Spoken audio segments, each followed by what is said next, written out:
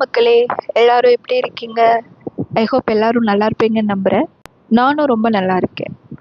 இன்னைக்கு நான் ஒரு புக்கு படித்தேன். புக்கோட நேம் வந்து எமோஷனல் இன்டெலிஜென்ஸ். அதோட எழுத்தாளர் வந்து சோமவல்லியப்பன். அதில் ஒரு பகுதியை இன்னைக்கு உங்கள் கூட நானும் சேர்ந்து படிக்கலான்னு இருக்கேன். அது உங்களுக்கு பிடிக்கும் நான் நம்புகிறேன். ஸோ கதைக்குள்ளே போகலாமா? ஆவியா சாதமா அந்த பகுதியோட நேம். பாண்டியன் அப்படின்றவர் அவசரமா அலுவலகத்துக்கு கிளம்பி கொண்டிருக்கிறார். அவர் ரொம்ப சமத்து பாண்டியன் தான், அதே சமயம் கொஞ்சம் அசட்டு பாண்டியன். கம்பெனியில் தான் அவர் தலையில மிளகாரைக்கு ஆட்கள் காத்திருக்கிறார்கள் என்றால் வீட்டிலுமா? நீங்களே பாருங்கள். அவர் மகன் வெங்கட். அவர் கிளம்பு நேரத்துல தயங்கி தயங்கி வழியே நின்று கொண்டிருக்கிறார். என்ன வெங்கட், ஏதாவது வேணுமா? ஒண்ணுமில்லப்பா, இன்னைக்கு ஸ்கூல்ல என்ன நீங்க கொண்டு வந்து விட முடியுமா? வந்து சரி வேணாம், உங்களுக்கு ஆபீஸ்க்கு லேட் ஆயிடும். நெகிழ்ந்து போன பாண்டியன் என்ன சொல்றாரு? சேச்சே, ஒன்ன விடவா? எனக்கு ஆபீஸ் முக்கியம், உன்னை ஸ்கூல்ல விட்டுட்டே போறேன், கிளம்பலாமா அப்படின்னு சொல்லி மகன் அன்புடன் அழைச்சிட்டு போறாரு. போகிற வழியில் அவசரமாக வண்டியை நிறுத்த சொன்ன வெங்கட், அப்பா, ப்ராக்ரஸ் ரிப்போர்ட்ல கையெழுத்து வாங்கணும், மறந்துட்டேன், இன்னைக்குதான் கடைசி, ப்ளீஸ்பா. பாண்டியன் ப்ராக்ரஸ் ரிப்போர்ட்டை வாங்கி பார்க்கிறார். வெங்கட் ஒரு பாடத்துல ஃபெயிலு. விஷயம் புரிந்து விட்டது. கம்பெனிக்கு வேற நேரமாகிவிட்டது. என்ன செய்ய முடியும்? பல்லை கடித்துக்கொண்டு கோபத்தை மென்று விளங்கியபடியே வேண்டா வெறுப்பா கையெழுத்து போட்டு கொடுக்கிறார். வா, வந்து ஏறி தொலை. ஸ்கூட்டர் பறக்குது. வெங்கட் ஒரு வார்த்தை கூட பேசல. இங்க இன்னொருத்தர் ரங்கராஜன் அப்படின்ற ஒரு ஒருத்தர் வந்து பன்னாட்டு நிறுவனம் ஒன்றுல உயர் அதிகாரியா இருக்கிறார். அன்னைக்கு அதிகாலை அவர் டெல்லிக்கு விமானத்தில் போக வேண்டும். 4:45க்கு அவர் வீட்டுக்கு வர வேண்டிய கால் டாக்ஸி 5:15 வரைக்கும் வரவே இல்லை. முக்கியமான மீட்டிங். விமானத்தை தவற விட்டு விடக்கூடாது. ரங்கராஜனுக்கு வந்து உள்ளுக்குள்ள பதற்றம் வந்துருச்சு. ஒரு வழியா கால் டாக்ஸி வருது. ரங்கராஜன் வேகமா வெளியில வருகிறார். டிரைவரை பார்த்து புன்னகை செய்கிறார். டிரைவரும் பதிலுக்கு ஒரு புன்னகை அழுத்தபடியே குட் மார்னிங் சார் அப்படின்னு சொல்றாரு. ரங்கராஜன் வந்து எதுவுமே கேட்கல, பேசவும் இல்லை. மனதுக்குள் இப்பொழுது கிளம்பி வேகமா போனால் போதும், சரியாகவே இருக்கும் அப்படின்னு நினைச்சுக்கிறாரு. தாமதமாக வந்தது பற்றி ஒண்ணுமே கேட்கலையே அப்படின்னு டிரைவர் மனசுக்குள்ள ஒரு குறுகுறுப்பு. தலைக்கு மேலிருக்கும் கண்ணாடியில் அடிக்கடி பின் சீட்டில் அமர்ந்திருக்கும் ரங்கராஜன் முகத்தையே பார்க்கிறார். ஒன்னும் கவலைப்படாதீங்க சார், கரெக்டான டயத்துக்கு போயிடலாம். சொன்னபடியே மிகவும் சாமர்த்தியமாக ஓட்டி சரியான நேரத்துல கொண்டு போய் சேர்க்கிறார். ரங்கராஜன் எந்தவித பதற்றமும் இன்றி விமானத்தையும் பிடிக்கிறார். இங்க ஒரே அலுவலகத்தை சேர்ந்த சில நண்பர்கள் சேர்ந்து டூர் போறாங்க. இரவு வேலை உற்சாகமா வாகனத்தோட ஆரம்பிக்குது பார்ட்டி. சுந்தரலிங்கம் கொஞ்சம் குடித்தாலே அதிகம் கலாட்டா செய்பவர். அவருக்கு கந்தசாமி என்ற இன்னொரு அதிகாரியை சுத்தமா பிடிக்காது. கந்தசாமி என்ன பண்றாங்க, அந்த டூருக்கு வரல. சோ கந்தசாமியோட உதவியாளர் மோகன் வந்திருந்தார். சுந்தரலிங்கத்திற்கு 2வது ரவுண்டிலே நிதானம் போய்விட்டது. ஏதேதோ பேச ஆரம்பித்தவர் கந்தசாமியை பற்றி கடுமையாக கச்சேரி பண்ண ஆரம்பித்து விட்டார். மோகன் வந்து குடிக்கல. அவரும் விட்டு கொடுக்காம தன்னுடைய பாஸை பற்றி பேச, சுந்தரலிங்கம் தன் கையில் இருந்த கண்ணாடி டம்ளரை மோகனை பார்த்து வீசினார். அது மோகனோட தாடையே கிழித்து விட்டது. சுந்தரலிங்கம் இதோட விட்டிருந்தால் பரவாயில்லை. மேலும் மேலும் கந்தசாமியை திட்டு தீர்க்க அவருடன் 2 பேர், அவன் கிடக்குற சார், நல்லா வேணும், உங்ககிட்டவே அப்படி பேசுறது, விடுங்க சார், சின்ன பையன் அப்படின்னு சொல்லி அவரை அங்கிருந்து அழைச்சிட்டு போறாரு. அவரும் மெதுவா அடங்கி போறாரு. இங்க இன்னொரு பெரிய எழுத்தாளர் ஒருவர் தனியார் தொலைக்காட்சி பேட்டிக்காக அழைத்திருந்தது. அன்று பதிவு செய்யப்பட்ட மற்றொரு நாள் ஒளிபரப்புவாங்க. கிளம்பி போனவரை ஒரு அறையில் உட்கார வைத்துவிட்டு ஆபீஸ் பாய் போய்விட்டார். வேற யாருமே அங்க இல்லை. ஒரு 1/2 மணி நேரம் ஆயிடுச்சு. யாருமே வரல. எழுத்தாளருக்கு கோபம் கொஞ்சம் கொஞ்சமா ஏறிக்கொண்டிருந்தது. சிறிது நேரத்துல ஒருவர் அந்த அறைக்குள்ள வரார். நீங்க தானே சார் பேட்டிக்கு வந்திருக்கீங்க என்று கேட்டுவிட்டு மடிக்கப்பட்ட காகிதம் ஒன்றை பிரித்தபடி உட்கார்ந்திருக்கிறார். எழுத்தாளர் கை கடிகாரத்தை பார்க்க பேட்டி எடுக்க வந்தவர் சாப்பிட போயிருந்தேன் என்று நிதானமா சொல்லிவிட்டு அதில் ஒன்றும் தப்பில்லை என்றும் சேர்த்து கொண்டார். எழுத்தாளர் ஆயிற்றே, சும்மா விடுவாரா? கோபம் பொத்து கொண்டு வந்து விட்டது. சாப்பிட போனது தப்பில்லை, அதை நீங்களே தப்பில்லைன்னு சொல்றதுதான் தப்பு அப்படின்னு சொல்லி எழுந்து விட்டார். கோச்சிக்காதீங்க சார், நீங்க எழுதின புத்தகங்கள் பற்றி சொல்லுங்கள் என பேட்டி எடுப்பவர் ரிகர்சல் எடுப்பது போல் பேச்சை மாற்றினார். எழுத்தாளரோ உஷ்ணத்துடன், ரிகர்சல் எல்லாம் வேண்டாம், நேரே கேமரா முன்னாடி போயிடலாம் அப்படின்னு சொல்றாரு. இதை சற்றும் எதிர்பார்க்காத பேட்டி எடுப்பவர் 2 கைகளையும் கூப்பி வணக்கம் சொல்வது போல, அப்ப பேட்டியை இன்னொரு நாள் வச்சுக்கலாமே அப்படின்னு சொல்றாரு. எழுத்தாளரும் கொஞ்சமும் தயங்காம நல்லது அப்படின்னு சொல்லிவிட்டு வேகமா வெளியேறுகிறார்கள். அடுத்து, ஒரு தொழிற்சாலை ஒன்றில் நிர்வாகத்துக்கும் தொழிலாளர்களுக்கும் இடையே ஏதோ பிரச்சனை. தொழிற்சங்க நிர்வாகிகளுக்கும் நிறுவனத்தின் பொது மேலாளருக்கும் இடையான பேச்சுவார்த்தை நிகழ்ந்த போது தொழிற்சங்க தலைவர் வந்து ஏதோ ஒன்று சொல்ல, பொது மேலாளர் கோபத்தில் கண்ணாடி மேசையை ஓங்கி அடித்து பேச அது உடைந்து தெரிகிறது. அவ்வளவுதான். தொழிற்சங்க நிர்வாகிகள் எல்லாம் கொதித்து போய்விட்டார்கள். அது எப்படி ஒரு GM எங்களிடம் இப்படி மரியாதை இல்லாமல் நடந்து கொள்ளலாம்? அவர் மன்னிப்பு கேட்க வேண்டும். மன்னிப்பு கேட்கும் வரை இங்கிருந்து போக மாட்டோம் அப்படின்னு சொல்லி பொது மேலாளரை சுற்றி அமர்ந்து கோரம் செய்ய ஆரம்பித்து விட்டாங்க. கடுமையான கோஷங்கள் எல்லாம் ஆரம்பித்தன. இங்கிருந்து நீங்க வெளியேறாட்டா போலீஸை கூப்பிடுங்க, என் உயிருக்கு ஆபத்துன்னு கம்ப்ளைண்ட் பண்ணுவேன் என்று பொது மேலாளர் கத்த ஆரம்பிக்கிறாரு. விஷயம் கேள்விப்பட்டதும் நிறுவனத்தோட மனிதவள மேலாளர் கண்ணன் அங்க வந்து சேர்றாரு. அவர் மனிதர்களை புரிந்து வைப்பதில் மிகவும் சாமர்த்தியமான ஒரு மனிதன். உள்ளே வந்ததும், என்ன பார்த்திபன் என்று உரிமையோடு தொழிற்சங்க தலைவரின் தோளில் கை போட்டு பேச ஆரம்பிக்கிறார். பொது மேலாளரை கண்டு கொள்ளவே இல்லை. அவர்கள் வந்து பொது மேலாளரை பார்த்து கை நீட்டி ஆவேசத்துடன் ஏதேதோ சொல்ல, கண்ணன் வந்து எல்லாவற்றையும் சிறு ஆச்சரியம் கலந்த அக்கறையோட கவனிக்கிறாரு. சரி வாங்க அப்படின்னு சொல்லி நிதானமாக தொழிற்சங்க தலைவரை அறையின் இன்னொரு பக்கத்துக்கு அழைத்து செல்கிறார்.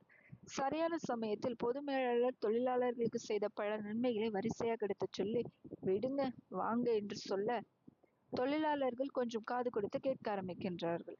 உடனே சமயோஜிதமாக, எந்திரிங்க, இங்க என்ன சாப்பாடா போட போறாங்க என்று கொஞ்சம் வேடிக்கை கலந்து சொல்லிவிட்டு, என்னையும் உங்க தலைவரையும் GM-ஐயும் தனியா விடுங்கப்பா, நாங்க பேசிக்கிறோம் அப்படின்னு சொல்லி மற்றவர்களை அங்கிருந்து வெளியேற்றுகிறார்.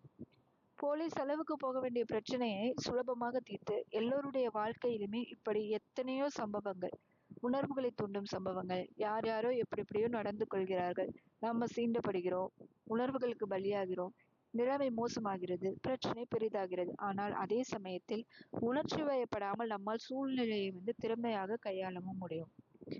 முதல் சம்பவத்துல பார்த்தோம்ல வெங்கட், அவன் வந்து ஒரு சின்ன பையன்தான். ஆனா அவன் தந்தையோட பிரச்சனையை அதிகமாக்கி கொள்ளாம அவருடைய கோபத்தையும் திறமையா சமாளிச்சுட்டான். அவன் செய்ததெல்லாம் நேரத்தேர்வு, அமைதி காத்தல் வருந்தியது. இதனால் அவனுடைய அப்பாவால் அதிகம் கோபம் கொள்ள முடியவில்லை. அவன் மட்டும் வீட்டில் ப்ராக்ரஸ் கார்டை நீட்டி இருந்தா பாண்டியன் கண்டிப்பாக மகனை அடித்திருப்பார். அந்த சந்தர்ப்பத்தை புத்திசாலித்தனமாக தவிர்த்தது அவரது மகன் ஒரு இன்டெலிஜென்ட் அப்படின்னு சொல்லி ப்ரூவ் பண்றான். இங்க ரங்கராஜனும் ஒரு இன்டெலிஜென்ட் தான். எப்படி?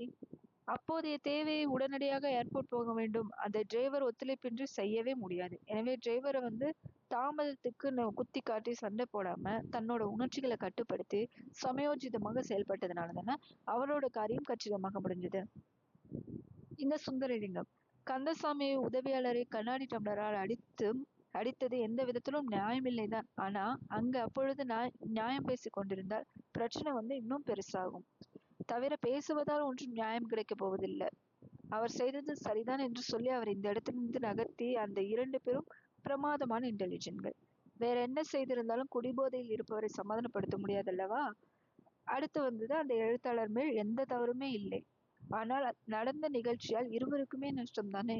தொலைக்காட்சிக்கு ஒரு சிறந்த எழுத்தாளரோட பேட்டி கிடைக்காமல் போனது, எழுத்தாளருக்கு வந்து லட்சக்கணக்கான மக்களை சென்றடையும் வாய்ப்பு இல்லாமல் போனது. இருவருமே வந்து ஒரு வேகாத இட்லிகள், அதாவது இன்டெலிஜென்ஸை சரியா பயன்படுத்திக்காதுங்க அப்படின்னு சொல்லலாம். தொழிற்சாலையோட பொது மேலாளரே கோஷம் செய்த தொழிற்சங்கத்தின் மீது சார்ஜ் ஷீட், மெமோ என நடவடிக்கை எடுக்காமல் நிலைமையை கட்டுக்குள் கொண்டு வர்றதுக்கு அந்த மனிதவள மேலாளர் கண்ணன் எப்படிப்பட்டவர்? சந்தேகமே இல்லை, அதிபுத்திசாலிதான். உணர்ச்சிகளை கட்டுப்படுத்தி சூழ்நிலையின் சூட்டை தணிக்கை செய்வதில் விற்பனர். இல்லாவிட்டால் ஸ்ட்ரைக்கு, லாக் அவுட் என நஷ்டத்துக்கான அத்தனை சாத்தியங்களையும் கம்பெனி வந்து சந்திச்சிருக்கும். இந்த அனைத்து சம்பவங்களுக்கும் அடிப்படை ஒண்ணுதான். அந்த கணத்தில் நாம் விட்டு கொடுக்கிறோம் அல்லது இறங்கி வர வேண்டியது இருக்கு. எதிராளிக்கு அது ஒரு அற்ப சந்தோஷத்தை தான் கொடுக்குது என்றாலும் இறுதியில வெற்றி நம்முடையதாவே இருக்கும். கோபம், வெறுப்பு, காழ்ப்பு போன்ற உணர்ச்சிகளுக்கெல்லாம் எல்லா மனிதர்களுக்கும் இருக்கதான் செய்யும். அவற்றை அடக்கி புத்திசாலித்தனமாக நடந்து கொள்வதன் மூலம் வெற்றி படுகற்றின் மீது வேகமாக ஏற முடியும். கட்டிய மனைவியை வெட்டிவிட்டு ஆயுள் முழுக்க சிறையில் தவிக்கும் கணவன், வாய்மூடி கொண்டிருக்க தெரியாமல் எதிர்த்து பேசி நல்ல வேலை இழந்தவர்கள், பிரச்சனையை கண்டு பயந்து அதிலிருந்து தப்பிக்க வழி என்று நினைத்து தூக்கு மாட்டிக் கொண்டவர்கள், தான் கவரிமான் போன்றவன் என்று தனக்கும் தன் குடும்பத்துக்கும் வரக்கூடிய அத்தனை நல்லவற்றையும் தூக்கி எறிந்துவிட்டு வரட்டு ஜம்பம் பேசிக் கொண்டிருப்பவர்கள், செய்து முடிக்க வேண்டிய எவ்வளவோ இருக்க போகுமிடங்கள் எல்லாம் நீதியை நிலைநாட்டுகிறேன் என்ற பிரச்சனைகளை மாட்டிக்கொண்டு விடுபவர்கள், வாழ்நாள் முழுக்க பேசிக்கொள்ளாமல் இருக்கும் கணவன் மனைவி பெற்றோரையே வீட்டை விட்டு வெளியே துரத்துபவர்கள் என பலதரப்பட்ட பாத்திரங்களாக தான் நாம் வாழ்ந்துட்டு இருக்கோம். எதை எப்படி சொல்ல வேண்டும், எங்கே யாரிடம் எப்படி நடந்து கொள்ள வேண்டும், இதெல்லாம் யாருக்காவது சொல்லித்தர முடியுமா? இதுதான் சரியான வழி, மற்றவை சரியில்லை என்று வாழ்க்கைக்காக எழுதப்பட்ட கோனார் நோட்ஸ் ஏதாவது இருக்கா?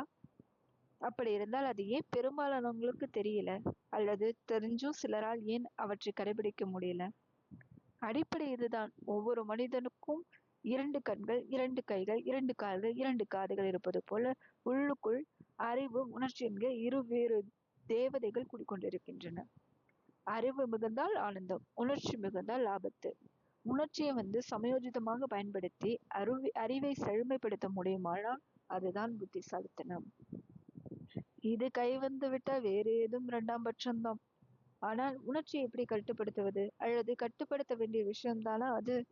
நடைமுறையில் சாத்தியமில்லாதவற்றை முயற்சி செய்து பார்த்து கொண்டிருப்பது வெத்து வேலை அல்லவா? கட்டுப்படுத்துவது என்கிற சொல்லை இந்த இடத்தில் மாற்றிக்கொள்வது என்று அர்த்தம் கொள்ள வேண்டும். உழப்புதான். சரி, உங்களுக்கு கோபம் வருது, அதை சந்தோஷமா மாற்றிக்கொள்ள முடியுமா? ஐயா ஜாலி, நான் உண்மைது கோபமாக இருக்கிறேன் அப்படின்னு சொல்லி மகிழ்ச்சியுடன் அறிவிப்பது சாத்தியமா? முடியாது. ஆனா கோபத்தை கண்டபடி பேசுவதை தவிர்த்துவிட்டு ஒரு சிறு புறக்கணிப்பு மூலமே நமது கோபத்தை வெளிப்படுத்த விட முடியுமே. இது எப்படி முடியும் என்றால், இதற்காக ஆல்பர்ட் லாஸ் என்கிற ஆராய்ச்சியாளர் ஒரு வழியை சொல்லிக் கொடுத்திருக்கிறார். உங்களுடைய சிந்தனைகளை மாற்ற முயலுங்கள், உங்கள் உணர்வுகளை மாற்றிவிட முடியும் அப்படின்னு சொல்றாரு. இதுதான் அந்த வழி. சிந்தனையை மாற்றுவதா? அது எப்படி? இட்லி சாப்பிடுவது எப்படி சுலபமோ அத்தனை சுலபம்தான் இது. ஒண்ணு தெரியுமா? நீங்க நினைத்து கொண்டிருப்பதை காட்டிலும் உங்களின் அறிவின் விலாசம் அதிகம். உங்கள் புத்திசாலித்தனத்தின் பரப்பளவு தமிழ்நாடு சைஸ் அப்படின்னு வச்சுக்கலாம். நீங்கள் ஓடிக்கொண்டிருப்பது இதில் ஒரு கார்ப்பரேஷன் பிளே கிரவுண்ட் அளவில் தான். இன்னும் கொஞ்சம் மெனக்கிட்டால் சில கிலோமீட்டர்கள் ஓடலாம், மேலும் கொஞ்சம் முயற்சி செய்தால் சில மாவட்டங்கள் ஓடலாம், ஒரு தம் பிடித்தால் மொத்த மாநிலத்தையும் காலால் இருந்து விடலாம்.